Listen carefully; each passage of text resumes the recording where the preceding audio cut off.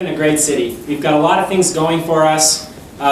We've got a dynamic economy in some respects. We can continue to build on that. I look forward to working with people to make that happen. I think that it's really important that the Mayor's office set the tone for the city. I think it's really important that the Mayor's office provide leadership and, most importantly, vision for where we're going as a city. What are some of the challenges that we need to face? You know, one of the things in the business community that's really important is reacting to outside forces over which we have no control. Well, there are a lot of outside forces that we're facing today that we need to react to. And I think having someone in the Mayor's office who understands some of those and who is able to work with people and think about innovative solutions to those, and who's able to connect with people from different backgrounds would be an asset to the city. Now, I think Mr. Woodside has done a good job as mayor. He's done a reasonably good job. I disagree with many of the decisions that he's taken, but I respect the work that he's done, and I respect you know, the support that he has in the community from people that he's represented over the years.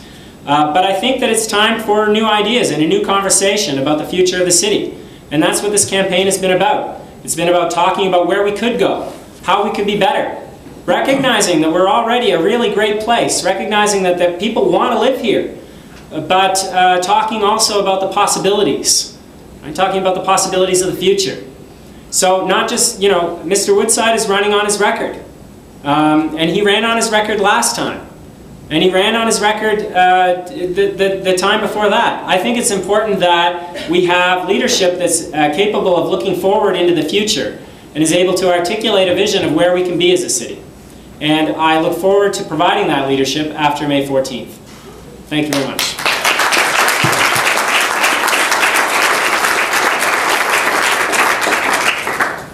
Are you close enough? Matthew, it sounded almost like you're going to vote for me. I respect you a lot, Brad. I'm not going to vote for you, but you know, you can still work on me if you want to. Ladies and gentlemen, I want to thank everybody for coming out this evening. I want to thank the Fredericton Chamber of Commerce. This has been a pretty civil debate, and it was last night. And I think that really is what Fredericton is all about and expects: civility. And it's very easy sometimes for me to get a little bit carried away, and I'm not going to do that. I have my wife sitting there, she's glaring at me. I want to pay tribute to my wife Ann and talk about my longevity. She's been our First Lady for a long, long time.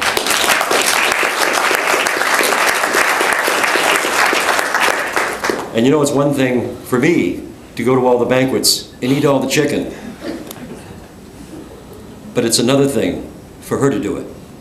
And for 29 years as my wife, she's stood by my side. She has done so eloquently and with a great deal of class, and represented, I think, the people of Fredericton in a great way. And Anna, I want to thank you. There's not really a whole lot I can say that hasn't already been said without repeating ourselves. Matthew, when you talk about I ran on my record the last time, and I ran on my record the last time, and I ran on my record, you know what?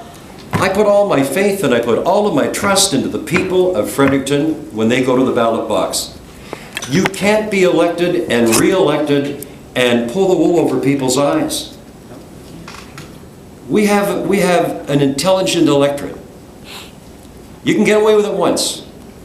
Maybe you can get away with it twice if you're in provincial politics. But you know something, ladies and gentlemen? You can't get away with it at the local level, because the people that you think you're fooling are the people that you're talking to every day. Yes, I am very proud of the fact, Matthew, that I was born and raised here, and I don't mean that as a slight to you. I know you're a New Brunswick boy, and you were raised in Dalhousie, and that's a great place. What we have going for us here is, this is Atlantic Canada, this is Fredericton, this is a special place. This is a great place to live, to raise a family, and retire, for all of the reasons that both of your candidates for mayor are suggesting this evening. It's always said that, and I truly admire you, Matthew, for getting involved. I mean, you've only been here for 4 or 5 years, but to put your name forward and to come forward, you know, that's not an easy thing to do. And as I said today to the CBC, I admire you for that. But you know something, what you're looking for and what I'm looking for is precisely the same thing. We want our community to be the best it can be. We want to work and strive for those issues that you talk about that are just as important to me. And on May the 14th, I'm asking for the people that have supported me in this community as their mayor, who I think do recognize the fact that it comes from the heart, and it comes with a great deal of passion. And it does say that the community is a better place. Fredericton is a better place than it was 8 years ago. We have been profitable. We have grown. We have reduced our crime rate. And I've grown as mayor. I'm a better mayor today than I was 8 years ago. I've matured into the position. There's very few people in this city that I don't know or that I haven't met on a one-on-one basis. There's not a whole lot of people in this city that I haven't worked with. I can't run for election as mayor and leave anything to somebody's imagination. This is too important a time. You have to have a lot of trust and faith in your leader. I bring out the best that I can bring out in my councils, and they have been great. I've had the pleasure and the honor of working with them. You don't hear in Fredericton what you hear in other communities. We work together as a council, as a community, as we've shown many times with the Fredericton Chamber of Commerce. If I didn't live here, I would move here. And I'm glad I was born here, and I'm glad that I probably will stay the rest of my life here, and I've had an opportunity to leave. But I have traveled the world, and that makes me enjoy and love this community even more.